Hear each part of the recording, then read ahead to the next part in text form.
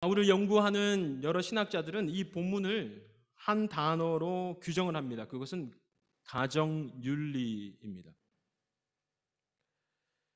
그리스도인의 가정에서 만들어지는 매우 중요한 세 가지 관계를 바울이 설명을 하고 있습니다.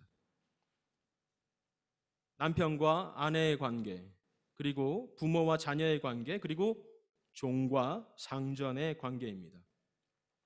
우리가 먼저 기억해야 할 것은 본문이 말하는 가정, 이 본문이 말하는 가정은 우리가 생각하는 아빠, 엄마, 아이들이 있고 같이 밥을 먹고 같이 잠을 자는 공간으로서의 집만을 의미하지 않는다라는 사실을 기억해야 됩니다.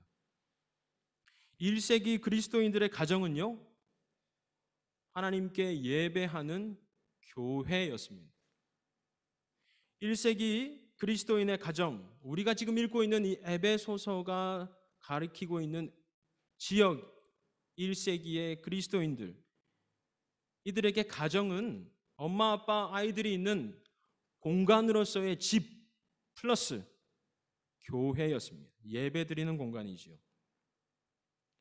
뿐만 아니라 오늘 본문 6장 4절에 보면 성경이 부모에게 명령하기를 자녀들에게 주의 교훈과 훈계로 자녀를 양육해라 라고 이야기합니다. 어떤 기능이지요? 교육하는 교육기관입니다. 학교이지요. 우리가 이야기하는 이 공교육이라는 시스템, 이 공교육이 시작된 것은 19세기입니다. 얼마 멀지 않은 시점부터 우리는 아이들을 학교로 보냈습니다. 그전에는 어디서 아이들을 가르쳤지요? 집에서 가르쳤습니다. 뿐만 아니라 오늘 본문에 보면 가정윤리라는 제목 하에 종과 상전의 관계를 언급하고 있습니다. 즉 주인과 하인이지요. 같이 일을 하는 공간입니다. 자, 여러분이 반드시 기억해야 될 것은 오늘 우리가 가정윤리라는 이름으로 이 설교를 진행하고 이해하겠지만 가정은 집 플러스 학교 플러스 교회 그리고 일터이기도 하다는 사실입니다. 밥 먹고 자는 공간을 넘어서 예배를 드리는 교회요, 직장이며 학교며 그리고 가정, 이 모든 것이 포함되어 있는 것이 오늘 우리가 본문을 읽고 있는 가정윤리라는 것에 들어가 있다는 겁니다. 자, 이렇게 보면 아주 곤욕스러웠겠지요. 남편과 아내가 교회에 오기 전에 대판 싸웁니다. 네가 잘났네, 내가 잘났네 싸우지요. 그런데 교회 갈 수 있을까요? 네, 교회에 올 수 있습니다. 왜요? 서로 떨어져 앉으면 됩니다. 서로 말 안 하면 되지요. 그리고 집에 갈 때 따로따로 차를 타고 가면 됩니다. 그런데 오늘 1세기의 가정교회에서 그게 가능할까요? 가능하지 않습니다. 계속 봐야 됩니다. 곤욕스럽지요. 과장이 부장에게 대판 깨졌습니다. 보고서를 이따위로 썼냐고 아주 대판 깨졌지요. 이를 바득바득 갈았습니다. 근데 한 교회에 같이 다닙니다. 교회에 갈 수 있을까요? 네, 갈 수 있습니다. 안 보면 그만입니다. 네, 집사님, 네, 장로님 인사하고 빠이빠이 하면 그만입니다. 그런데 그것이 만일 가정이라면 함께 숨을 쉬고 함께 잠을 자고 함께 밥을 먹어야 하는 같은 공간이라면 매우 곤욕스럽지요. 이렇게 곤욕스러운 일을 바울이 오늘 명령하고 있습니다. 너희는 이렇게 해라, 저렇게 해라. 왜 바울이 가정윤리라는 이름으로 오늘 이 본문을 다루느냐? 우리를 괴롭히기 위해서 그랬을까요? 그렇지 않습니다. 바울이 가정윤리라는 이름으로 이렇게 긴 본문을 적어놓은 이유는 가정이라는 공간이 그토록 우리 신앙에 매우 매우 중요한 터가 되기 때문입니다. 그러니 가정이 무너지면 학교가 무너지는 거지요. 가정이 무너지면 일터가 무너지는 겁니다. 가정이 무너지면 교회도 무너지는 겁니다. 어떻게 이런 말이 성립 가능하지요? 왜냐하면 바울이 이야기하는 가정이라는 것은 이 모든 것을 포함하고 있는 터이기 때문입니다. 그래서 우리는 가정윤리를 오늘 차근차근 살펴봐야 될 의무가 생겼습니다. 왜요? 이 모든 세계 질서의 근간이기 때문입니다.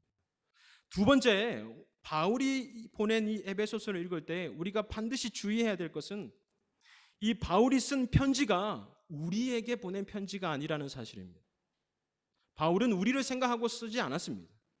오늘 10월 31일 날 버밍엄 예수비전교회에서 설교하기 위한 권기현 목사에게 이 말씀을 쓴 것이 아니라는 거죠.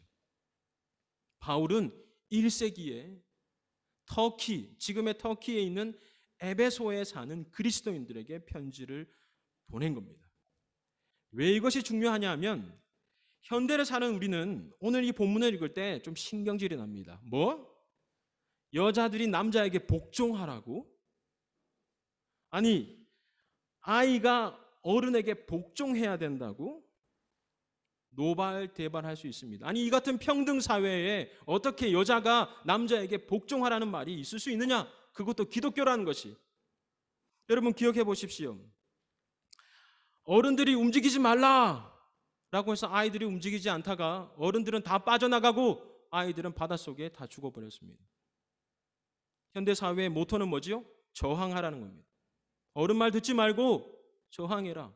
어른들 너희들 지켜주지 않아. 너희들을 유괴하고 너희들을 이용해 먹고 너희들을 통해서 압제하는 사람은 너희 동료들이 아니고 어른들이잖아. 그러니 어른들에게 저항해. 부부, 복종이 어딨어? 서로 경쟁하고 서로 힘을 합쳐서 가정을 이끌어가는 동력자이지 복종의 관계는 아니야. 이것이 현대사회의 철학입니다. 이러한 현대사회의 철학으로 보면 오늘 본문은 도저히 말이 안 맞는 것이 너무 많습니다. 자, 이러한 심적인 부담이 왜 일어나지요? 일어나는 이유는 당연합니다. 일어나는 이유는 이것입니다. 1세기에 보낸 이 편지의 특수성을 이해하지 않고 편지의 일반적인 원칙으로 생각해 그대로 우리 삶에 적용하려고 했기 때문에 마음의 부담감이 생기는 겁니다. 예를 들어 봅시다. 오늘 본문을 이야기했을 때 1세기에 터키에 사는 사람들이 이 편지를 읽었을 때 그들은 아마 이렇게 생각했을 겁니다. 아내들이여 남편들에게 복종하라. 당연하지. 아이들아 부모에게 복종하라. 당연하지. 종들아 주인에게 복종하라. 당연하지. 마치 물이 높은 곳에서 낮은 곳으로 흐르는 것처럼 그건 당연한 이야기입니다. 그러나 오히려 1세기에 터키에 이 편지를 읽었던 사람들은 어느 부분에서 깜짝 놀랐냐면 남편들아 아내를 너희 몸같이 사랑하라. 뭐? 아내는 내 재산인데 내 몸처럼 사랑하라고? 말도 안 돼. 고개를 갸우뚱거렸을 겁니다. 부모들아 자녀를 노엽게 하지 말고 그들을 양육해라. 뭐? 여러분 1세기의 아이들은 노동의 도구였습니다. 교육의 수단이 아니었습니다. 아마 깜짝 놀랐을 겁니다. 충격을 받았겠지요. 더 놀라운 것이 있습니다. 오늘 6장에 가보십시오. 6장에 가보면 주인에게 이렇게 얘기합니다. 6장 9절을 제가 한번 읽어볼게요. 상전들아 너희도 그들에게 종들이지요. 상전들아 너희도 종들에게 이와 같이 하고 이와 같이가 뭐지요? 그 위를 올라가 보면 7절에 이렇게 되어 있습니다. 섬기기를 주께 하듯 하라. 뭐라고? 내가 내 노예를 섬기기를 주께 하듯 하라고? 아마 그들은 충격에 빠졌겠죠. 왜요?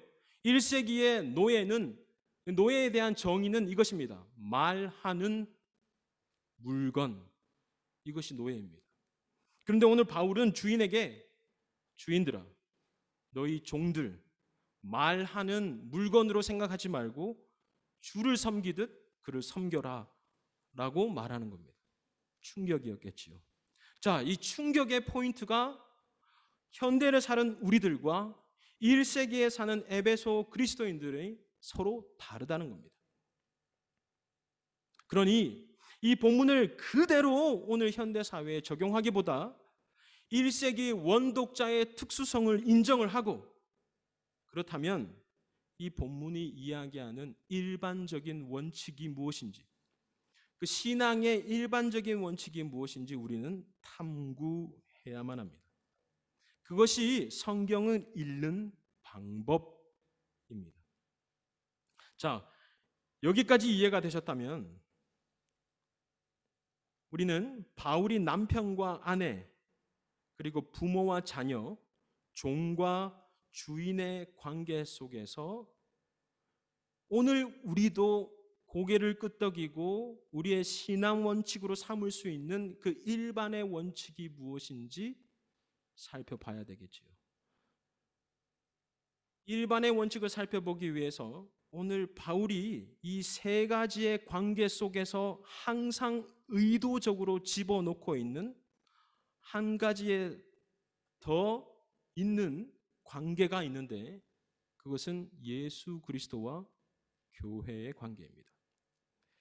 남편과 아내를 설명하고 종과 주인을 설명하고 부모와 자녀를 설명할 때 그 관계에 서로 복종하고 섬기고 양육하고 그 관계 안에 바울은 한 가지 관계를 더 집어넣습니다. 그것은 예수 그리스도와 교회의 관계입니다. 자, 그러니 오늘 본문을 읽으면서 이 본문이 말하는 일반 원칙을 우리가 알아내기 위해서는 바울이 의도적으로 집어넣고 있는 교회와 예수 그리스도의 관계가 무엇인지 알아야 하고, 그거를 통해서 복종의 의미가 무엇인지, 섬김의 의미가 무엇인지, 사랑의 의미가 무엇인지, 순종의 의미가 무엇인지, 양육의 의미가 무엇인지 재해석해야 되는 겁니다.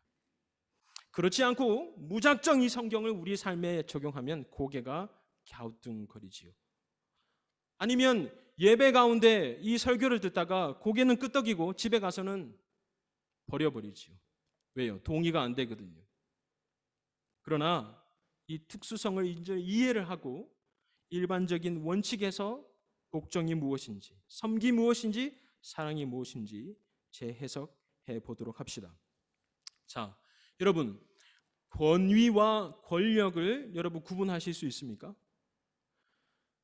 한 나라의 대통령이 있었는데 이 대통령이 군대를 통해서 쿠데타를 일으켜 정권을 잡습니다. 엄청난 권력을 행사하지요. 말을 안 들으면 총으로 쏘고 감옥에 보냅니다. 그러니까 사람들이 어떻게 하죠? 네네, 굽신굽신거립니다.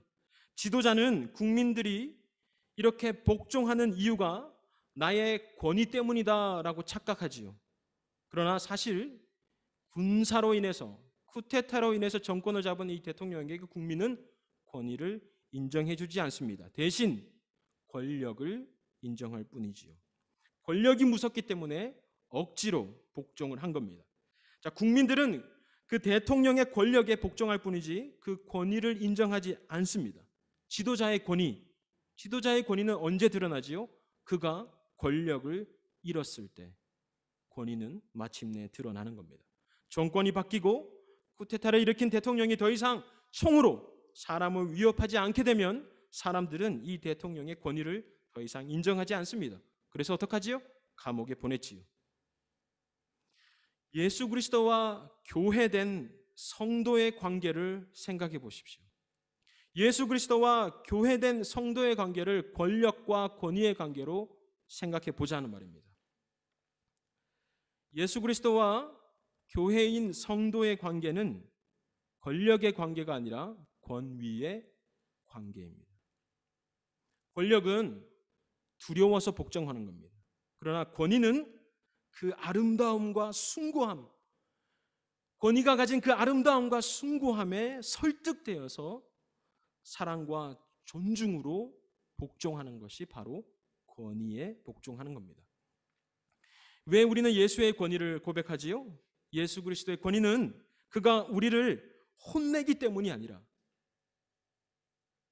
우리를 위해 자신의 살을 찢고 그의 피를 흘리고 반란군인 우리를 자신의 품을 안았기 때문이며, 우리가 충분히 빠져나가지 못하는 것이 아니라 도망가지 않겠다, 예수가 나를 위해서 피를 흘려서 나를 붙잡고 있다면 내가 도망가지 않겠다라고 선언하는 것이 바로 권위에 대한 순종입니다. 그 아름다움과 숭고함에 대한 우리의 고백이지요. 이것이 바로 성도가 된 우리들의 순종의 모습입니다. 주일날 골프 치러 가면 벼락 맞을까 두려워가지고 교회에 나오는 것. 여러분, 그것은 권력에 고개를 숙이는 겁니다. 물론 그것만으로 감사하지요. 그러나 그건 실력이 없는 겁니다. 도대체 나 같은 악독한 사람을 살리기 위해서 왜 저 사람이 저 십자가에 발가벗겨져 피를 흘리고 죽었어야 됐나? 도대체 그 정도의 열심이고 그 정도의 섬김이면 도대체 나한테 무슨 말을 하고 싶은 것일까? 라고 궁금해서 교회에 나오는 것. 그것이 신자의 바른 모습이고 그것이 권위에 순종하는 모습입니다. 자, 이걸 그대로 남편과 아내에게 적용해 봅시다. 아내와 남편의 관계를 권위가 아니라 권력으로 해석하면 이러한 오류가 생깁니다. 예전에는요, 남편이 돈을 벌어왔지요. 그렇기 때문에 남자에게 권위가 아니라 권력이 있었습니다. 그런데 이제 여자들도 직장에 나가서 돈을 벌기 시작합니다. 그러니 이런 말이 나옵니다. 야, 당신도 돈을 벌고 나도 돈을 버는데 왜 내가 네 말을 들어야 해? 똑같이 돈을 버는데 왜 나는 이 일을 더 해야만 하지? 부부관계에 이런 이야기가 나오지요. 결국 이렇게 말하는 것은 남편과 아내의 관계가 돈이라는 권력으로 그 주도권 싸움을 하고 있다는 것을 증명하는 꼴입니다. 이 가정의 주인은 돈이겠지요. 그러니 아내가 남편에게 순종하라고 하면 신경질이 납니다. 나도 돈을 버는데 왜 순종해야지? 그러니 남편은 자기에게 고분고분한 사람을 찾아 돈을 쓰러 가지요. 그래서 술집에 가는 겁니다. 부모와 자녀의 관계를 보십시오. 아이들이 아주 어릴 때는요, 부모가 밥을 주는 권력자이기 때문에 복종을 합니다. 복종 안 하면 밥 안 주니까 복종할 수밖에 없지요. 그런데요, 그러다가 혼자서 라면이라도 끓을 때쯤 되면 반항하기 시작합니다. 우린 그걸 사춘기라고 하지요. 딱 라면 끓일 때쯤 되면 이 녀석들이 반항이 시작됩니다. 독립선언이지요. 나도 내 밥을 챙겨 먹을 수 있다, 이겁니다. 그래도 복종에 신용을 하는 것은 엄마 아빠가 여전히 돈을 주기 때문이지요. 부모가 밥 먹이는 걸로 그리고 돈을 주는 걸로 아이를 좌지우지하려 하면, 그리고 그것을 권력 삼아서 아이를 복종시키려 하면 언젠가 이 아이는 팍 터져버립니다. 내가 돈을 벌 수 있고 내가 밥을 할 수 있으면 더 이상 부모의 권력을 인정해 주지 않지요. 오늘 네가 교회에 나오면 용돈 줄게 라고 보통 말합니다. 제 친구들 중에 이런 용돈벌이로 교회에 나오던 친구들 다 교회를 떠났습니다. 자기가 돈을 버니 이제 그런 건 필요 없는 겁니다. 순종의 근거는 권력이 아니라 권위에 있습니다. 그렇다면 이 권위에 순종하는 내용, 이 권위에 순종하는 내용은 무엇인지 우리가 살펴봐야 되겠지요. 순종의 내용은 내가 아닙니다. 다시 한번 말씀드릴게요. 성경이 말하는 복종과 순종은 저거 해, 이것 해, 이것을 말하는 것이 아닙니다. 다시 한번 생각해 보십시오. 바울이 오늘 복종과 순종을 이야기할 때 어떤 관계를 먼저 전제하지요? 예수 그리스도와 교회의 관계입니다. 예수 그리스도와 교회의 관계에서 순종은 내가 아니라 따름과 닮음입니다. 성도된 교회가 예수께 순종한다는 것은 예수를 닮아가고 예수가 가신 길을 따라가는 것, 그것이 순종입니다. 그것이 그리스도인에게 주어진 복종의 최종적인 목적지이지요. 아이가 어릴 때는 아빠의 회초리가 무서워서 복종하지요. 그러다 힘으로 아빠를 이길 때가 되어도 아버지에게 복종하는 아이가 있습니다. 왜 그렇지요? 아버지의 마음을 이해하기 때문입니다. 왜 이 아버지가 늦은 밤에 들어와서 자고 있는 우리들을 다 깨워서 치킨을 그 앞에 떡하고 두는지, 왜 소리 지르고 버럭버럭 지르다가 그게 민망해서 내 주위를 어슬렁 맴돌았는지, 왜 저녁 밥을 먹고 씻지도 않고 더러운 몸으로 소파에서 그냥 잠드셨는지 알게 되는 겁니다. 아이는 어느 순간 그것을 이해하게 되지요. 그의 사랑과 그의 희생과 책임과 그 고귀함과 아름다움을 이해하기 때문에 아이는 늙은 아비를 존중하고 그를 따라가는 겁니다.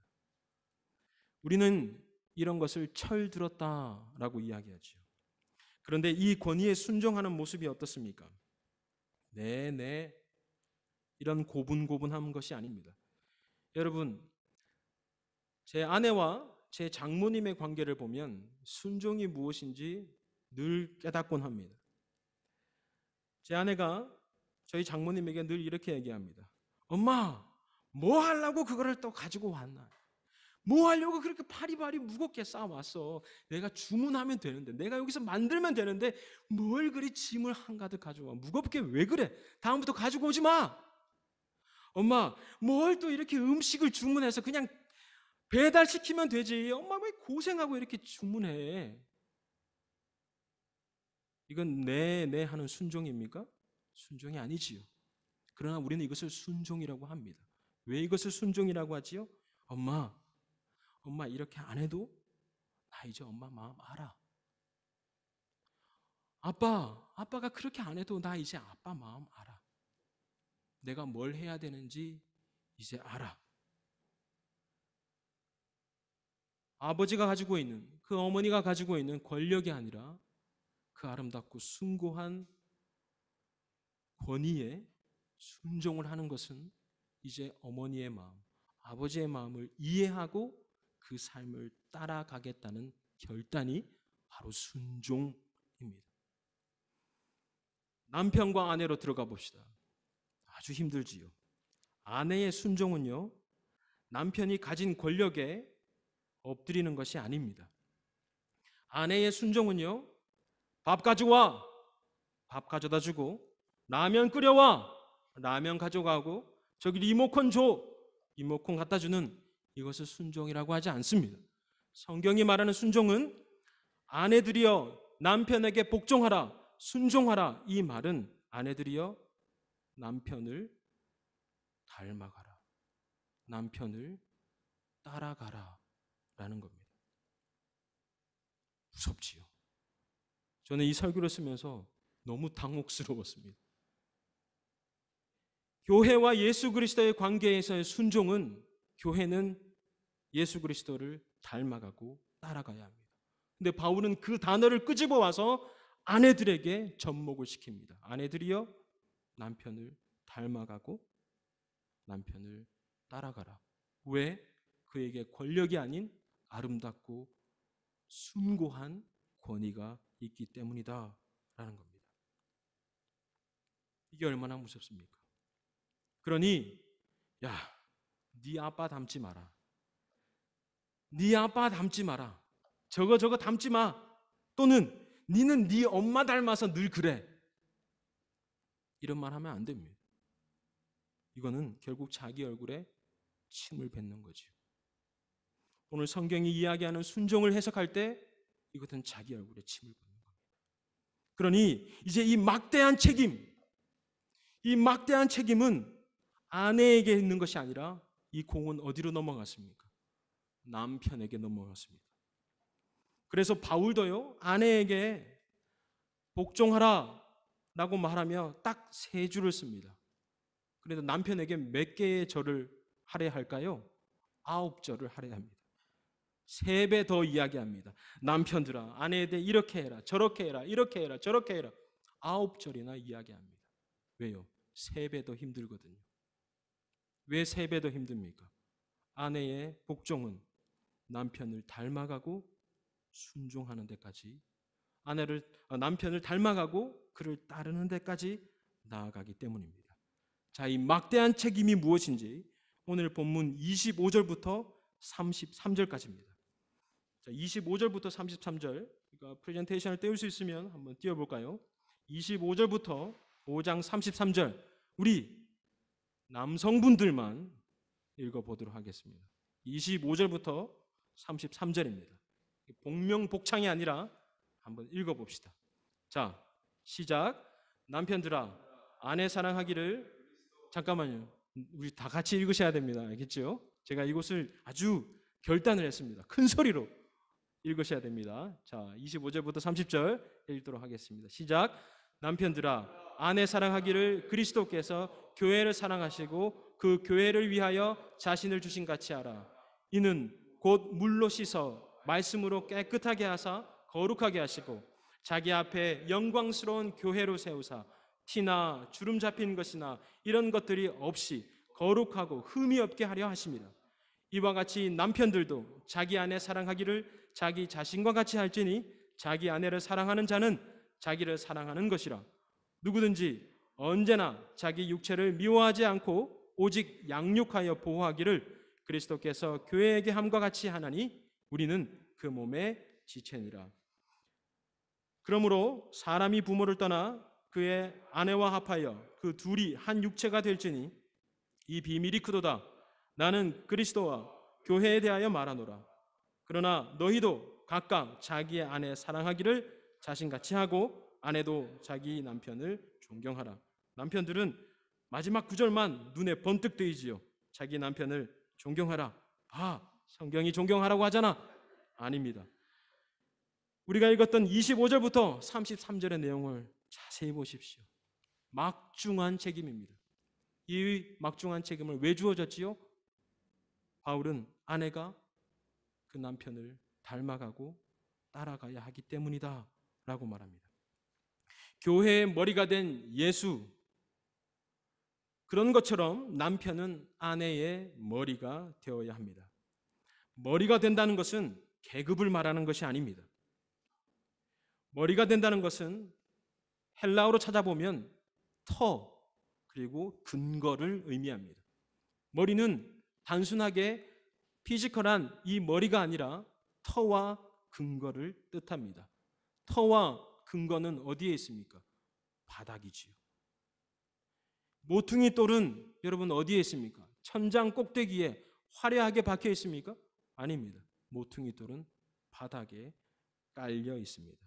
예수께서 교회를 위해 스스로 바닥이 되어서 교회를 씻기고 깨끗하게 하고 교회를 거룩하게 하고 교회를 영광스럽게 해서 아무런 주름이나 아무런 흠이 없도록 만든 것처럼 너희 남편들아, 너희도 아내를 위해서 바닥이 되어 너희 아내가 깨끗하게 되고 거룩하게 되고 영광스럽게 되고 흠이나 주름이 있는 것이 되지 않도록 해라 라고 하는 것이 바울이 남편에게 요구하는 겁니다. 남편이 아내를 그렇게 하라는 거지요. 주름이나 흠이 없게 하는 것, 그래서 좋은 화장품 크림을 사다 주는 것, 그것이 아닙니다. 오해를 할 수도 있는데요, 비싼 핸드백 사주고 멋진 차를 사주고 해외여행 보내주고 설거지와 빨래를 대신해 주는 것이 오늘 바울이 요구하는 것이 아닙니다. 물론 이렇게 하면 아내가 좋아하겠지요. 그리고 좋은 남편이라고 소문도 날 겁니다. 그러나 성경이 말하는 이 바닥이 되라는 것은 영적인 터가 되어야 한다는 겁니다. 당신의 아내가 당신을 닮아가고 싶고 당신을 따라가고 싶을 만큼의 영적인 터가 되어야 된다. 예수께서 교회의 머릿돌이 되어서 모든 사람들, 교회에 들어오는 모든 죄인과 썩어진 사람들과 마음 아픈 사람들과 힘든 사람들이 그 머릿돌을 밟고 들어가 예수로 말미암아 거룩하고 흠이 없는 게 된 것처럼 남편들아, 너희도 아내를 위해 터가 되고 바닥이 되어 그를 영광스럽게 하고 그를 깨끗하게 하고 흠이나 주름 없는 것으로 만들어줘야 된다는 겁니다. 아내가 찾아와서 여보, 우리 아이 오늘 학원 가야 돼. 돈 줘. 그런 것이 아니라 아내가 찾아와 자신의 아픔과 눈물과 고민을 남편에게 내어놓고 여보, 이걸 위해서 좀 기도해 줘 라고 수 있어야 되는 거죠. 아이들이 아빠 돈 이게 아니라 아빠 내 삶에 고민이 있어. 근데 이거 어떻게 해야 되겠지 모르겠어. 아빠 나를 위해서 좀 기도해 줄 수 있어?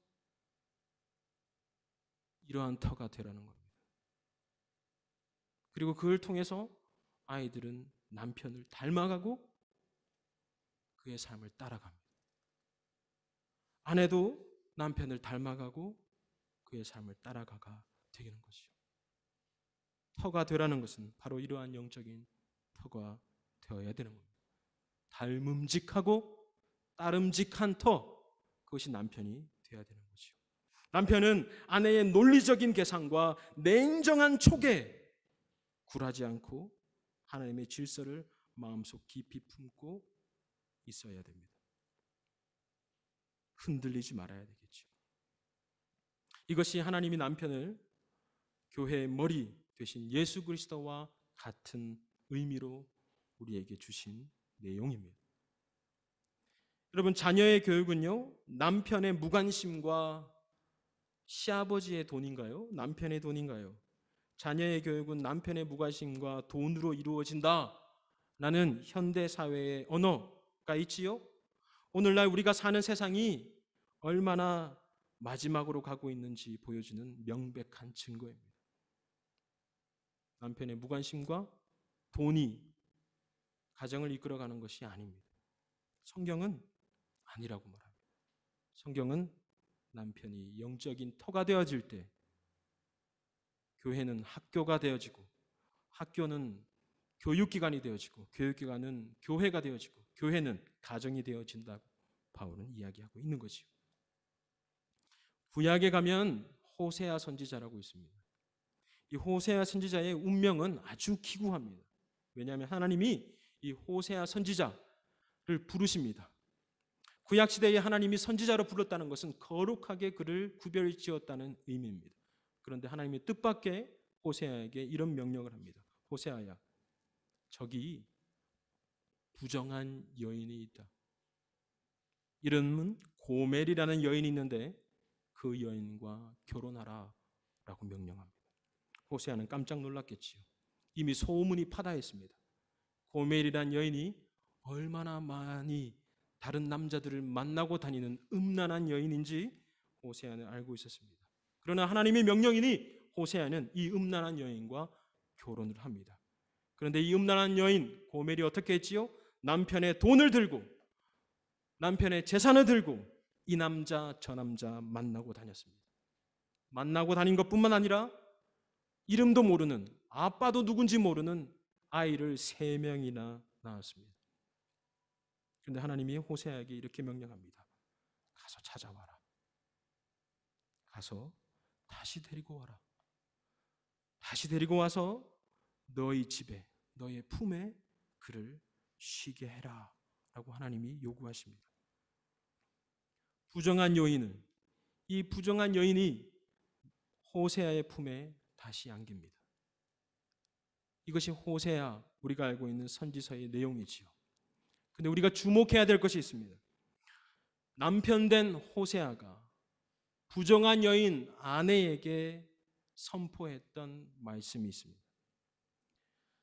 부정한 여인 고멜을 다시 품으며 호세아가 선포했던 말씀은 그녀를 정죄하거나 아빠가 다른 이 세 아이를 갖다 버리거나 심판하는 것이 아니라 남편으로서, 부모로서, 아비로서 선포했던 영적 책임의 선포였습니다. 그것이 호세아 6장 1절부터 3절 말씀입니다. 이 상황을 잘 생각해 보시고 제가 오늘 읽어드리는 이 호세아, 남편으로서의 호세아, 아비로서의 호세아에 어떤 영적인 책임의 부르짖음이 있었는지 연결시켜 보십시오. 호세아 6장입니다. 오라, 우리가 여호와께 돌아가자. 여호와께서 우리를 찢으셨으나 도로 낫게 하실 것이요, 우리를 치셨으나 싸매어 주실 것이요, 여호와께서 이틀 후에 우리를 살리시고 셋째 날에 우리를 일으키시리니 우리가 그의 앞에서 살리라.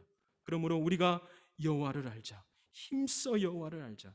그의 나타나심은 새벽빛같이 어김없나니 비와 같이 땅을 적시는 늦은 비와 같이 우리에게 임하시리라 하니라. 이것이 남편 된 아비 된 호세아의 외침이었습니다. 남편을 보며 아이고 저 화상 내 아니면 누가 당신과 살겠어. 고마운 줄 알아. 어리석은 말이죠. 내가 왜 당신 같은 사람을 만나서 내가 미쳤지. 어리석은 말입니다. 여러분 미안하지만요. 여러분 누가 시켜서 결혼했습니까? 여러분이 선택했지요. 그러나 하나님이 하나로 묶으셨습니다. 한 몸으로 묶으셨습니다. 그러니 아이고 저 화상 나 아니면 누가 살아. 이런 말은 어리석은 말이 되는 거지요. 육상 선수가 달리기를 하는데요.